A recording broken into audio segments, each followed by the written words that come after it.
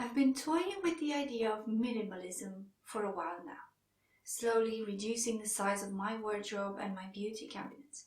And the truth is that I could be doing a lot more, and I'll be working on that this year. However, there is one area of my life where I apply the concepts of minimalism the best, and that's money and finances.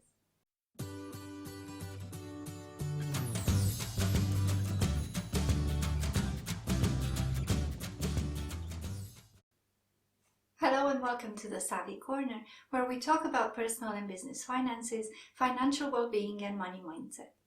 For those of you who are new here, my name is Alisa and I'm a financial coach and consultant based in the UK. Whether this is your first time on the channel or not, I am thrilled to have you here. As some of you might know, I was touring New Zealand in a campervan for almost the entire month of February. It was a wonderful experience which I thoroughly recommend.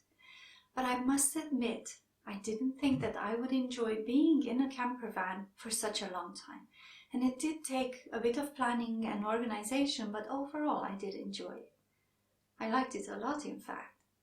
Not so much the hassle of having to set up the bed every night or drinking wine out of a mug, but the concept of sticking to the absolute necessities and dropping any unnecessary items really resonated with me and felt quite liberating. I've been toying with the idea of minimalism for a while now, slowly reducing the size of my wardrobe and my beauty cabinets. And the truth is that I could be doing a lot more, and I'll be working on that this year. However, there is one area of my life where I apply the concepts of minimalism the best, and that's money and finances.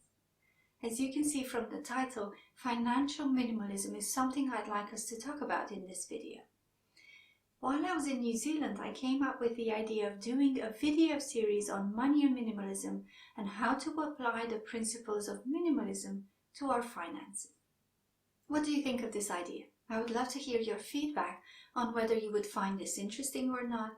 Perhaps you even have a few requests of what I might cover in the video on minimalism and finances. Please let me know your thoughts either in the comments or via email. You can email me at alisa@thesavvycorner.com. What I'll do today is to give you a taste of what a video on money and minimalism might look like. Before we talk about how to take a minimalist approach to finances though, what is minimalism?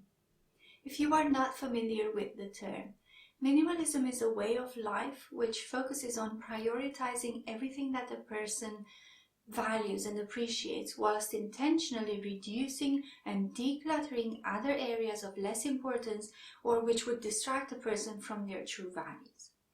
And probably the most common way people adopt a minimalist lifestyle is by getting rid of material things in their surroundings, such as decluttering their wardrobes, their kitchen appliances, beauty cabinets, and so on.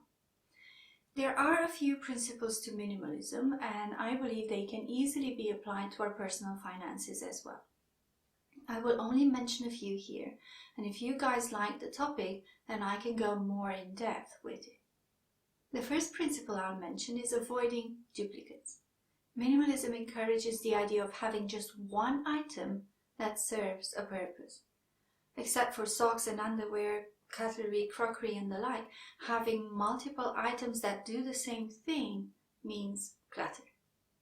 So examples include one winter coat, one frying pan, one shampoo. You get the idea.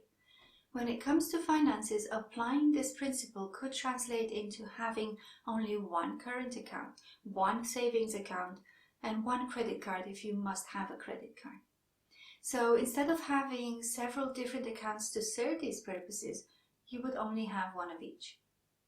And I know that some people switch accounts frequently and they seek the best rewards and cashback and other perks from credit cards, and that is a choice that they're making.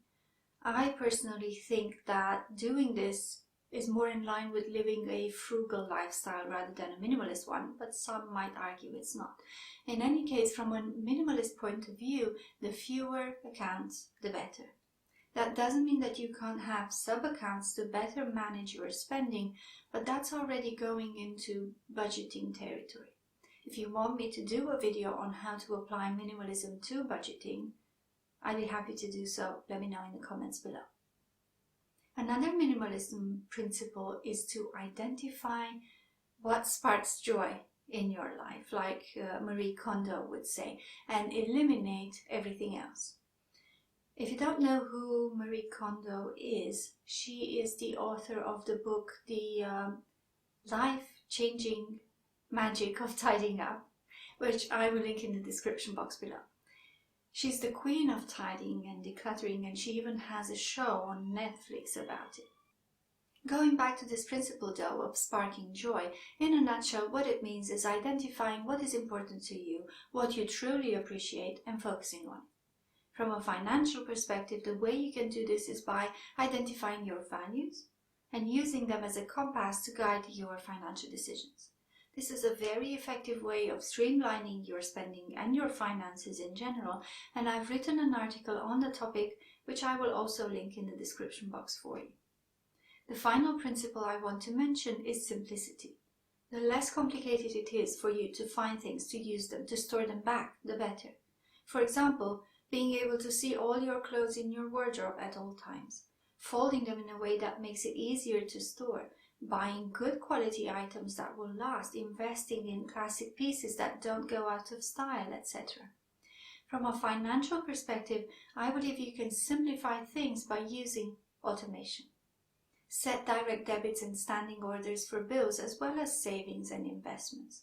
The less time you spend fiddling with your finances, the more time you will free up to focus on your goals. You can also use simplicity when creating a budget by having fewer categories to group spending, but again, that would be the topic of a different video. What do you think of this idea of using minimalist principles in your financial life? As I said earlier, I would love to hear your thoughts on it, and if this is of interest to you, then I can make more videos on minimalism and money. Until then, however, I will leave you with the two which are suggested on the screen right now. If you like this video, please give it a big like, subscribe and hit the bell so you don't miss any future ones. That's it from me for today though. Thank you so much for watching. I'll see you in the next one. Bye!